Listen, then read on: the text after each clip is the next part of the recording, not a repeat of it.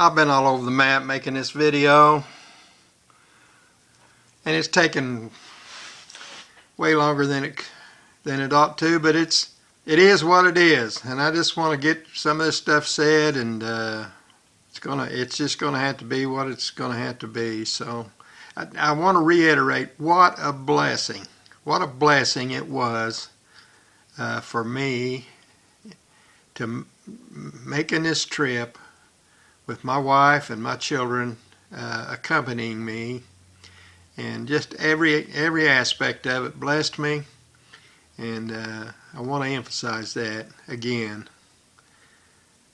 It was a blessing, and continue on with these stories that all of them blessed me. They blessed me. So make that known. The video's too long, but I'm just sharing my blessings with you, and turn it off and come back to it later if it gets to be too cumbersome. Dub and Donnie and Dub's sons and wife and son-in-law and daughters-in-law,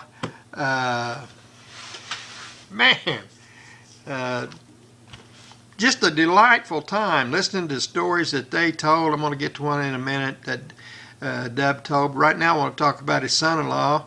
What was his? Rob, I think. I'm not sure what his name was. I've forgotten it already, but I'm going to call him Hoot. I'm going to call him Hoot because that guy was a hoot. He had a story about everything, and every situation, every story that he had was hilarious. And not only did I enjoy him, the rest of his family enjoyed him. Dub and Donnie just egged him on the whole time he was around to tell this story, tell that story, tell about this, tell about that. And he did, and I don't know, he'd have a pretty, he could take that story on the circuit and have a pretty good stand-up comedy routine, I think, just talking about his life experiences, because he married one of the Mooneyham daughters. And I found out some other things too. I found out that some of my California relatives are hoarders. Hoarders. Hoarders.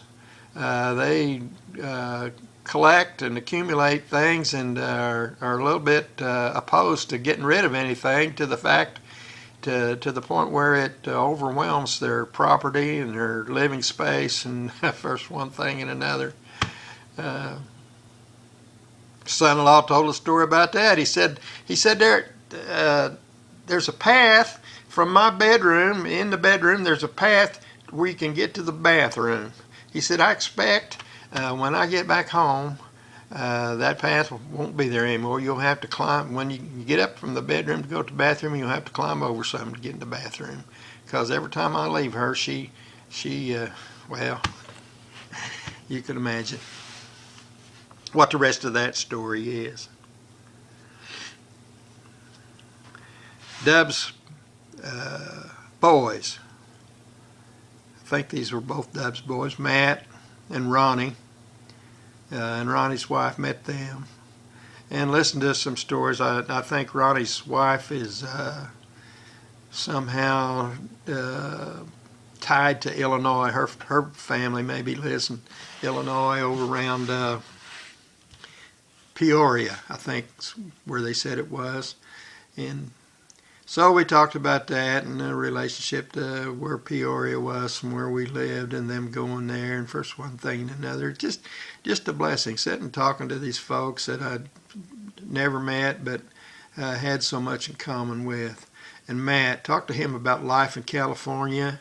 And, you know, I said, I've never been to California, and my opinions about California and what it is what I see mostly from a political point of view about California, and how liberal things are there, and how from a person like me who's more of a conservative, how, you know, California's gone to hell in a handbasket. I never did think much of it from that standpoint, even when it was a beautiful place to be, and it's not a beautiful place to be anymore. You have to be blind and deaf to not know about some of the issues that you have to confront in California in their major cities. And I think the Modesto area is where this part of my family lives closest to, and it's no different there. They're talking about how difficult life is, how many jobs you have to work just to make ends meet, how many hours a day you spend working, and then it seems like all you do is work and sleep, and all you're trying to do is pay your bills and put food on the table. And I thought, why? I asked the question, why do you stay there? Why don't you leave? And because just like the rest of us, they got ties that are emotional, and other reasons. They got an accumulation of things that keep them or make them believe that they need to stay in California.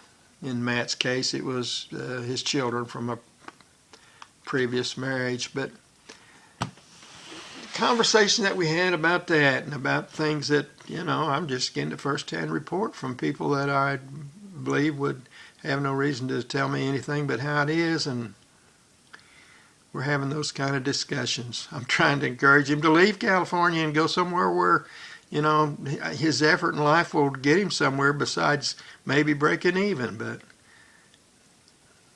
I already mentioned he has his own reasons, and they're legitimate reasons about why he can't do that right now. But still yet blessed by just his attitude about family and children and obligation, just his attitude about work and work ethic and paying your own way and making your own way, and about being a man who takes life's responsibilities seriously and does the best he can with what he's got. Just that aspect of it in this young man who is a son of one of my first cousins, whose name is Mooneyham, blessed me. It blessed me to see, to experience, to listen to the inner man, even though we were talking about maybe unpleasant things about having to deal with life struggles. It blessed me that he was the young man that he was. It made me proud of him, proud of his heritage, proud of our relationship.